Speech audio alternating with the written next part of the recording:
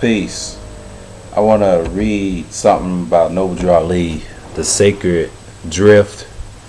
It's an introduction, and I found this online. I ain't got the book, but it says Lost and Found of the Moorish Timelines in the Wilderness of North America.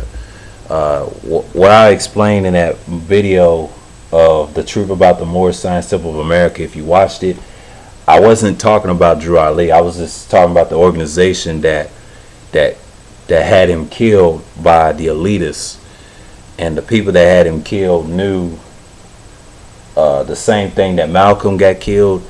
The same people, his own people, killed him for their just cause and things like that. And they knew the truth. What they found out, that they found a lot of stuff out east, that where we came from or wherever we was at. And information, important information to know who we are as a people moving forward. My thing is not about Drew Ali on that video. It was about the Moorish Science Temple as a whole, what they have done. But those people that claim they follow Noble Drew Ali but does not follow his tradition, the unseen of the mind, or the unseen of his power, the occult power, the military power. They didn't have that. Noble Drew Ali was one of the greatest leaders that we had in that era. I think he was before Marcus Garvey, and someone said he met Garvey, similar to Malcolm and King. You know, most of y'all don't want to acknowledge King as your leader, but basically, I want to show you this information. I ain't gonna show you. I'm just gonna read it to you. It says, during the Great Columbian Expedition in Chicago, 1893, a World's Fair attended by numerous Eastern religious figures such as Swami Vivekananda, American blacks claiming the institution from visiting Muslim dignitaries founded in ancient Egyptian Arabic order of nobles of the shrine, they said. But basically, they was learning that, and Ali learned that through his form of masonry. He had his own version, but the shrinership I explained that he came under was from the Turkish European Shriner. What happened to them was, I think he had a split with them, and I don't know if he was taught by Deuce Muhammad or what, but that guy, they said they seen him one time. I don't believe that. I believe Deuce Muhammad was similar to Elijah Muhammad. Him and Elijah Muhammad had the same teachings. Like I mentioned in that video, you can go watch that. But that information's come from the Hypno-Optic Olmec Punch, and he exposed the true information about Noble Drew Ali. But this is about the sacred drift right here, and it says the existing of Noble Drew Ali in the Egyptian Shriner gear. That's what they saying, and poses a Masonic. What he does his feet and all that stuff, and that's his version of masonry. It's called Moorish masonry. So people's trying to tell me what's the difference with Freemasonry. Well, Freemasonry comes from the Pope, but Moorish masonry that Ali practiced was Egyptian. It was more like what they did back in the day. And the masonry that you see today is not Moorish masonry. It's more like Freemasonry you see today. It's controlled. It's like our people has been exiled for years, or we exiled from whatever continent we came from. I've been studying the Moors since 2008, the original Moors from Europe. I've been doing this for a while now, and I'm interested in people to understand that Noble Drew Ali, his thing was, it's like if we're connected from the people from Spain and Morocco. That was his thing. And what he tried to do, I think he went to Mecca the same way with Malcolm. But according to this, it says, and according to my informant, that's what it said. Drew Ali was a Python knight, a Shriner, a prophet of the Veil realm, of course, of his 32nd degree. That's what they say, his catechism. But it says, thus we have the Delaware Moors, even more striking, tribe of Ben Ishmael, whose Islamic name was no doubt Ibn Ismaili, or about 1785, a group of freed and runaway slaves and poor white indigent servants fled from Noble County. And it says Bourbon County in Kentucky and settled in the future side of Indianapolis. Then a wilderness. There they mingle with the Pawnee Indians, they would say, and took up a nomadic life and modeled hunter-gatherer tribes led by King and Queen Ben and Jenny Ishmael, who later supposedly vanished into the far west. But they were known as far artisans, musicians, dancers, abstainers from alcohol, practitioners of polygamy, non-Christian and radical integrated. They believe that the land cannot be owned, a typical Native American idea that the property should be notable, but that's what they say.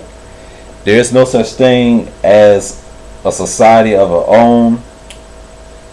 I mean, I understand that people got to have land to become a nationality. I understand that.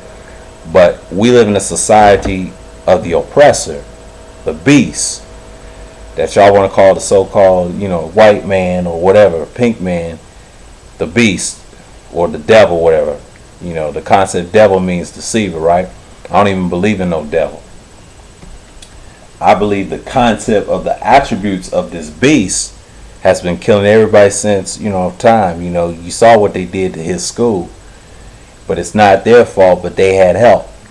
That's usually the way it is, just like the Nation of Islam. But the Nation of Islam was killed by his own people because they had a grudge against Malcolm because he had too much knowledge. That's just my opinion. That's just my viewpoint on it. But it says his teachings of the existing Americans during the 18th century or early the Spanish colonies. Then he talked about the Muslims, the Delaware Moors, even more striking to Ben Ishmael, or this is the sacred drift I'm reading from. But back to the Native American idea that the property should notably, they even built movable houses. But by 1810, they had established a cycle of travel which took them annual from Indianapolis. From the village actually became the city of Slum through a triangle formed by the helmets of Morocco and Mecca in Indiana and Monmouth in Illinois. As James Feamer Cooper described them in The Prairie.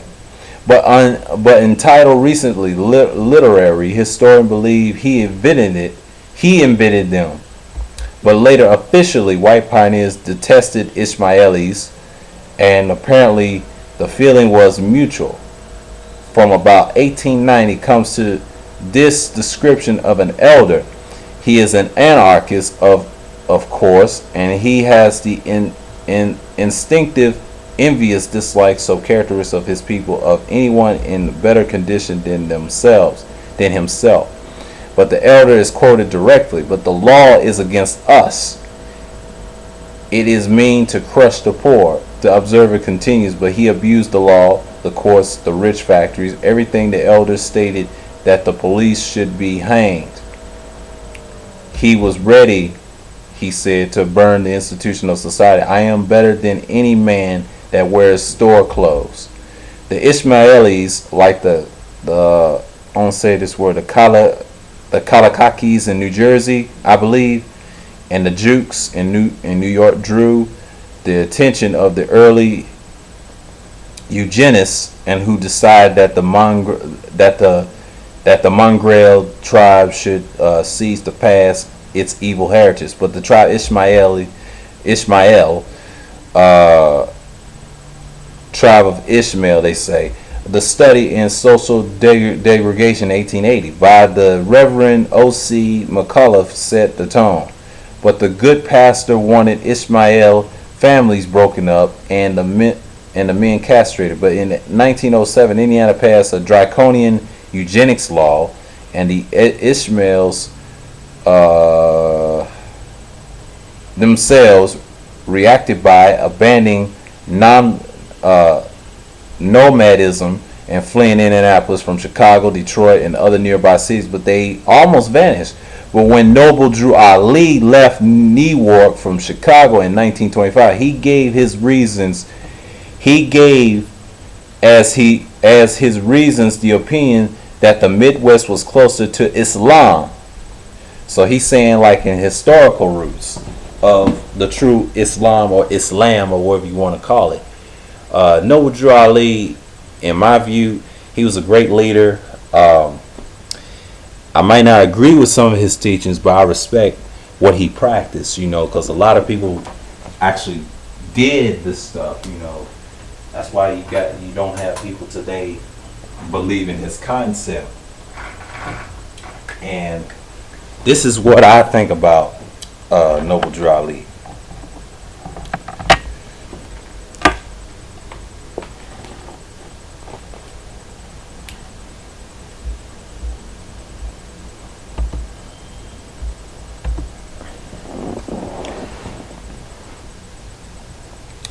He might have been referring to Egyptian Shriners, but he also have meant the Ishmaels or both. An Ishmael woman with daily nomadic and Mr. Gallivant, and passed down a tradition that Ishmaelites were among Drew Ali's first converts in the area. That's what this information is said. But this is what this book says. It's a book. They put it just online so I can read it. I actually want to get the book and see what it really was talking about. The sacred drift. Please read that.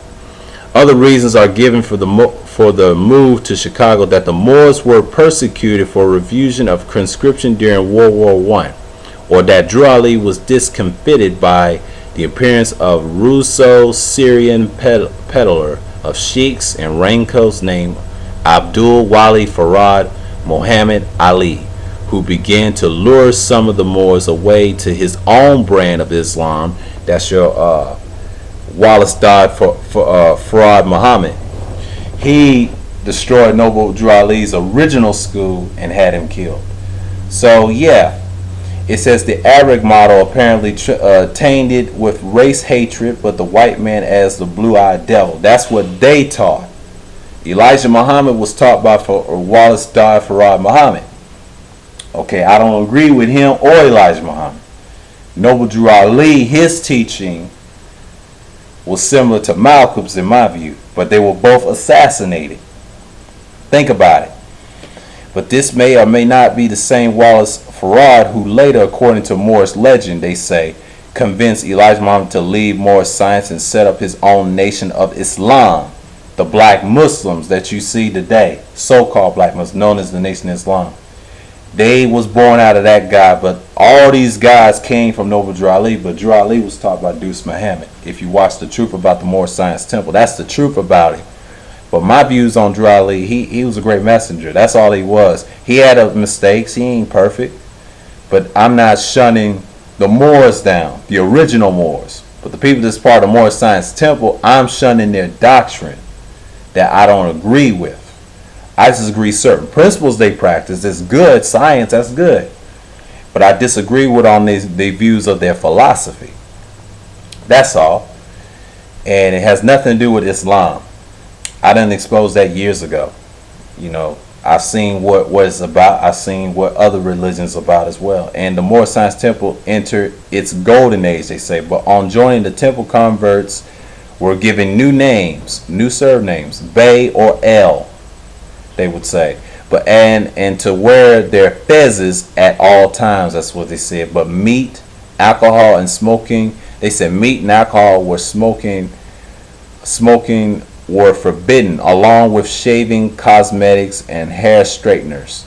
Like you have the conch, like the conked hair, like they put Vaseline in hair that Malcolm used to have. That was forbidden, and a morality encouraged. But in contrast to many black Christian churches, Friday worship was quiet and unemotional, but hymns were sung, replacing Christian with Islamic words, Muslim, that old time religion, and the Quran with the K instead of with a Q, or like we say Koran, or the Quran with a Q, was recited and discussed.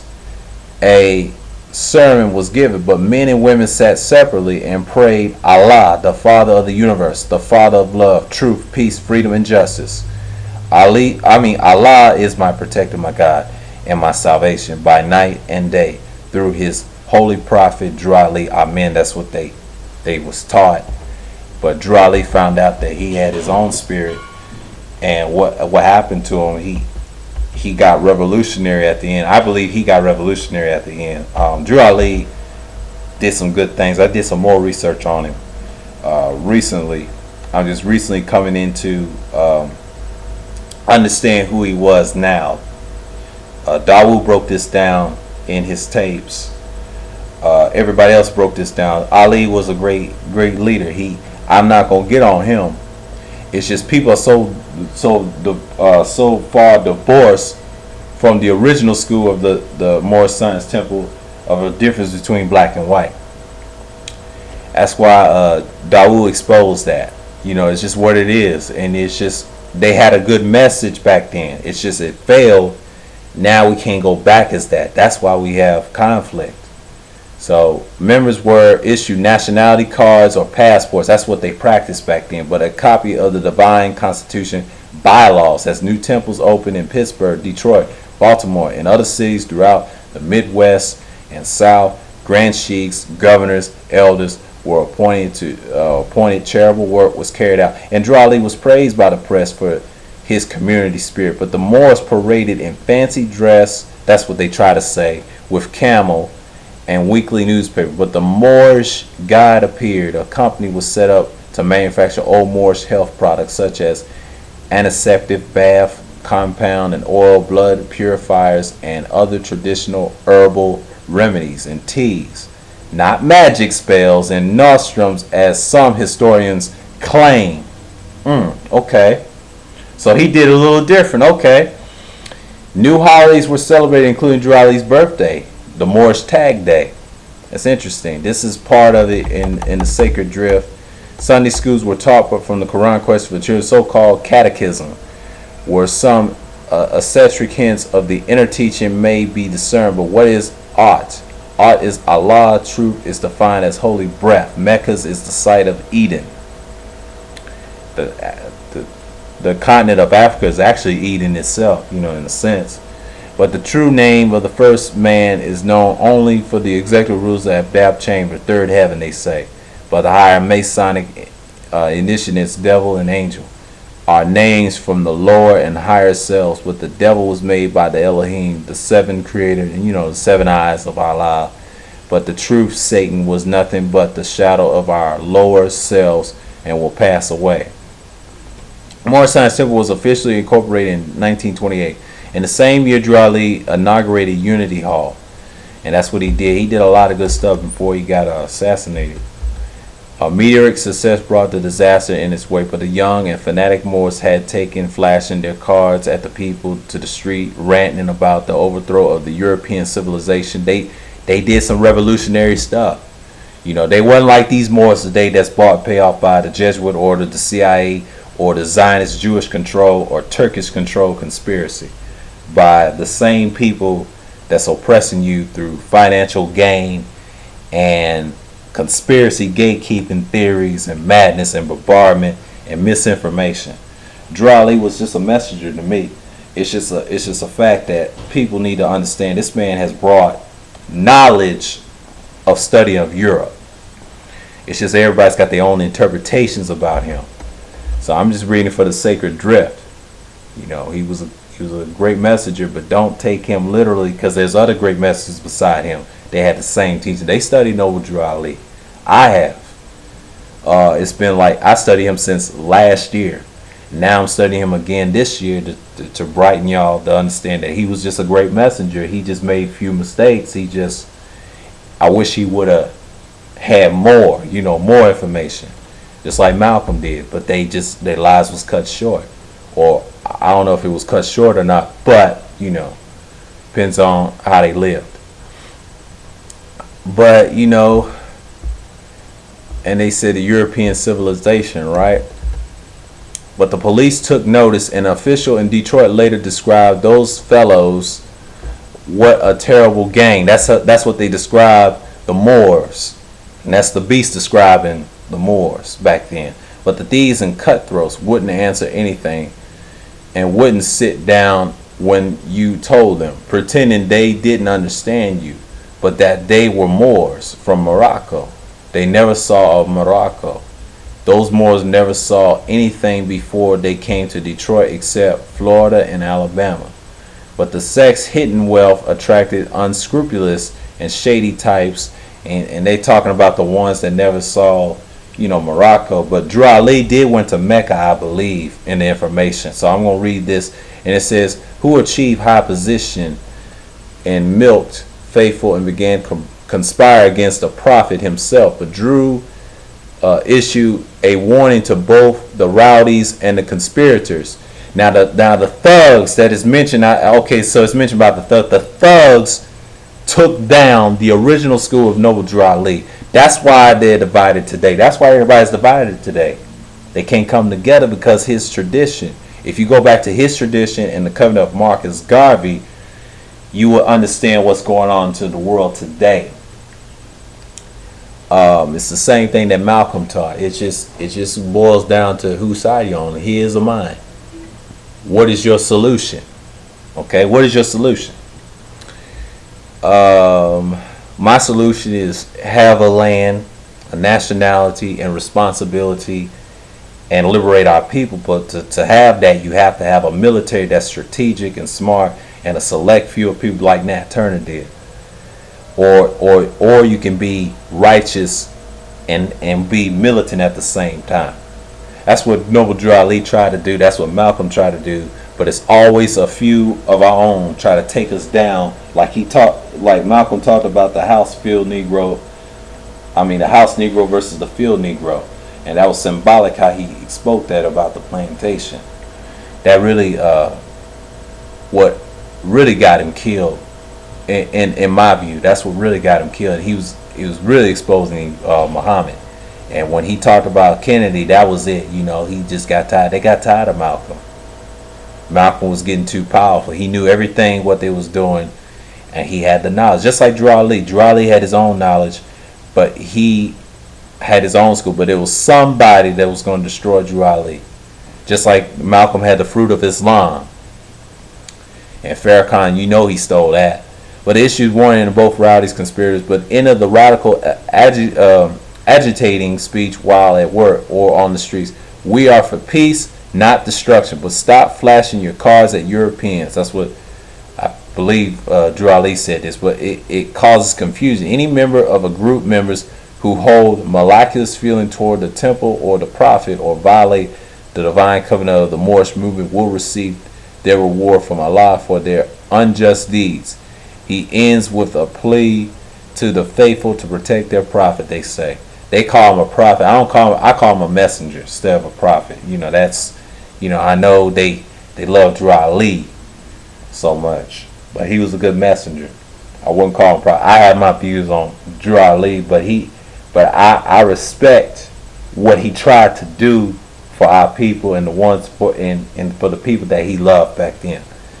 So in 1929, disaster struck. The history of the Moorish Science Temple now takes on a violent edge in an air tragedy. Chicago Defender, a race newspaper, had happily boosted Noble Drew Ali in his rise to fame with stories about him and his wife, Pearl Drew Ali, and her Young People's Moorish League. But the paper changed its tone when shouting started. The Moorish Science Temple was now a cult. They called it a cult back then. And the prophet was a prophet in quotation marks and illiterate, and his followers ignorant and misguided. That's what they said about him back then. And it was, that's what they say. That's wrong what they say. I wouldn't think they're a cult. But the one you got today is more like a cult. But back then, his original school was not a cult. It was a movement. He was trying to liberate our people out of this bondage. Okay.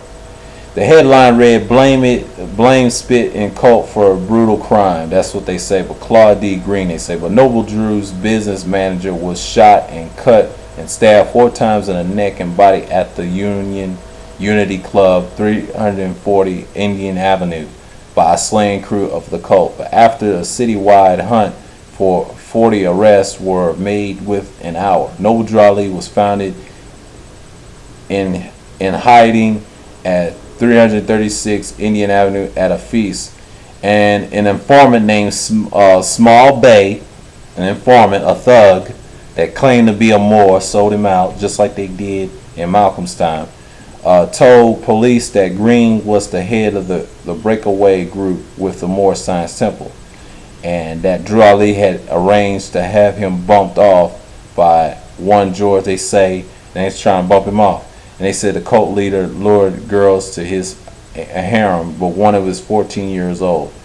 And there were two others that defendant alleged and changed slightly denied by the charges shortly denied by Moorish historians. Indeed, newspaper allegation is vague and probably based on slander or rumor. That's what they tried. They tried to slander Drew Ali. But Drew Ali is now in jail with 9 of his followers. But the report continues. Johnson Bay has been spotted in Detroit, but Drew Ali made $35,000 last year. That was back then. But he can scarcely read and write. In addition to duping his followers with religious hokum, they always want to use hokum, and you can't be, they always like to slander. But anyways, he sells medicine made by himself, and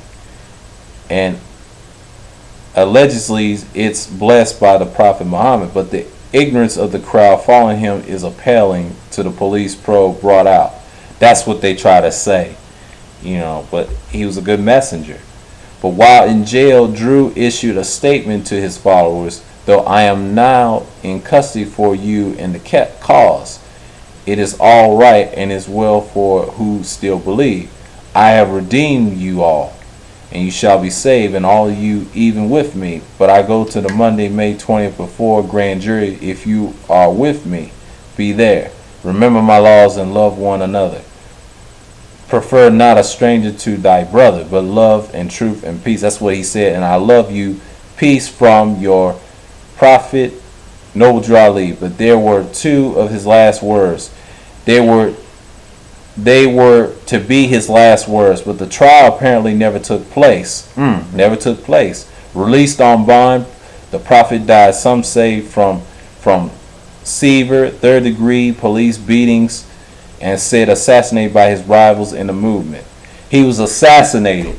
Basically, Drew Ali was assassinated. You can check the video about the truth about the Moorish temple. They assassinated, still unsolved by the police. So they rolled up on it. You can check that video out. In this sincere, undoubted innocence, Noble Drew Ali had met a martyr's end. They say he died like a martyr, just like Malcolm. Same way. He died the same way by his own people. But the definitive article of Drew's death mentions a trial, but I have been unable to find any other evidence that Drew Ali actually prepared in court. According to the story, enough evidence could not be obtained to convict him of Green's murder. But it is believed that the ordeal of the trial, together with the treatment he received at the hands of the police in an effort to obtain true statements, are directly responsible for the illness which perpetuated his death. Green was said to have diverted funds from the Moorish Temple ventures, but Pearl Ali claimed that her husband was not very well,